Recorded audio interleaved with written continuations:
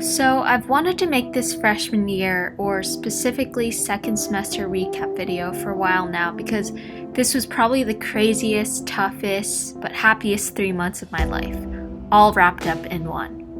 I've been struggling to find a way to put all my jumbled thoughts into words, but I think the best way to do this is to recount the whole thing through, or as best as I can. So let me take you back to when this crazy journey began.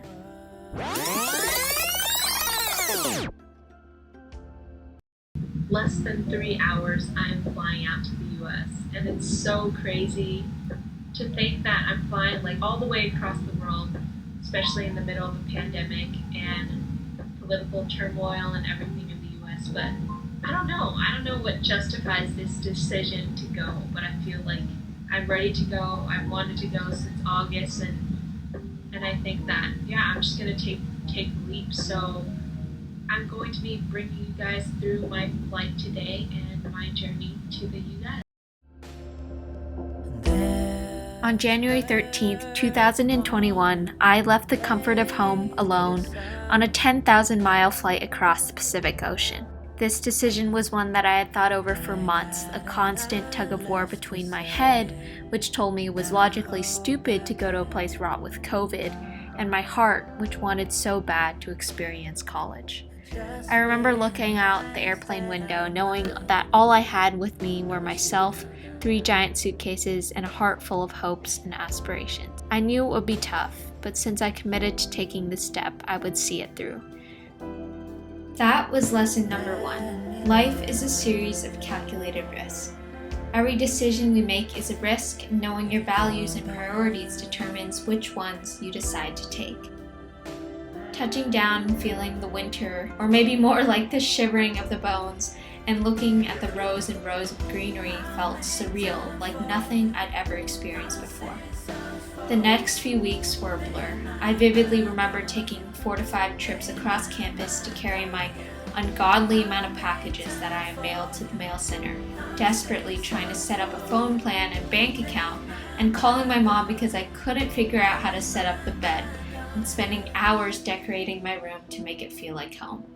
And that was lesson number 2. Many times, life will throw you into the deep end, and many times you might not be able to swim to shore just yet, but learning how to tread water a little longer each time, to embrace the discomfort, and you'll be amazed at the strength that you have.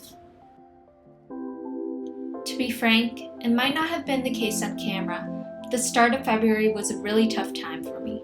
The exhilaration had worn off and classes began to ramp up. The weather was disgusting, rainy and cold all the time, and I was feeling a lot of imposter syndrome, and most of all, I was homesick. I remember calling my mom late at night because of the time difference, crying that it was just all too overwhelming. Thankfully, I was blessed to have found amazing friends and communities who welcomed me from the get-go and made the adjustment less harsh and lonely. You guys know who you are, and you mean more to me than you can imagine. There comes lesson number 3. Take it in stride. Shifting my mindset by not putting so much pressure on every little task and instead embracing everything thrown my way with calmness and maybe even a little apathy, turned burdens into opportunities. Getting adjusted paired with a shift in mindset and better weather, March was a turnaround point. Of course, many days were monotonous, the daily routine of class and work, but the smallest moments of each day brought me so much joy. And that goes to my next lesson number 4. Embrace the spontaneity. The 2 wellness days we had, both of which itineraries were decided last minute with no real plans in mind, were 2 of my happiest memories. Of course, that bliss was abruptly interrupted by lockdown week, which was essentially the worst case scenario next to sending us home. Amidst the COVID scares, cold and unpredictable weather, including a hurricane warning, and strict restrictions, I found joy in the little things that kept me sane. Going on daily runs, walking with friends in the afternoon, and stocking up on my favorite snacks. And there came lesson number 5. Find things that make you happy, and do them. After days of camping out on the Walgreens website server, I also got my first COVID vaccine, which gave me an overwhelming sense of relief I didn't expect. As the sun shone and the weather got warmer, so did my spirits. And that was lesson number 6. Get outside as often as you can. Not only was it perfect running weather, being able to soak up the vitamin D, eating dinner on the quad as the sun set, it was amazing. Watching campus come alive with people playing spike ball and frisbee on the lawn or sitting on the steps outside the Bryan Center, there were glimpses of what college could be. While days were packed with studying and stress, counting my blessings and constantly reflecting on everything I was given even amidst this crazy semester, the bestest of friends, lifelong mentors, unforgettable experiences, made this the hardest goodbye. As I packed up my room, trying to fit my past 3 months into 3 brown boxes, I couldn't believe things were already coming to a close.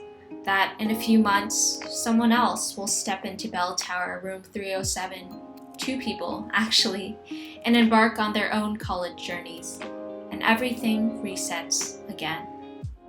And just like that, it ended, just as quickly as it began. So that comes to my last lesson, number 7. Take it all in. All the good, all the bad, all the highs and lows, and everything in between. All of it.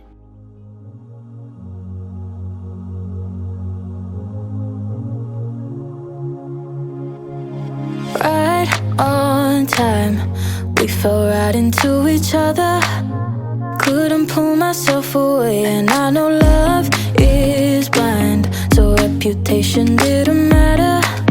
It doesn't matter, does it, babe? But I've always got this feeling in the back of my mind that you'll find someone else and then you'll leave me behind. You're going out and I won't be sleeping at night. It's harder than I make it look. I guess that's why they call them trust issues. Cause I never had them before I met you. So scared you'll break my heart. I've never been a girl who is paranoid. Got feelings that I can't avoid. Don't know where I got them. I guess that's why they call them trust issues. Trust issues. I guess that's why they call them trust issues. Don't know where I got them. I guess that's why they call them trust issues. I can't cry over something that's never happened. It's never happened as it plays, so tell me why, oh why I'm making nothing into something. I'm gonna end up pushing you away. But I've always got this feeling in the back of my mind that you'll find someone else and then you'll leave me behind. You're going out and I won't be sleeping at night. It's harder than I make it look. I guess that's why they call them trust issues. Cause I never had them before I met you. So scared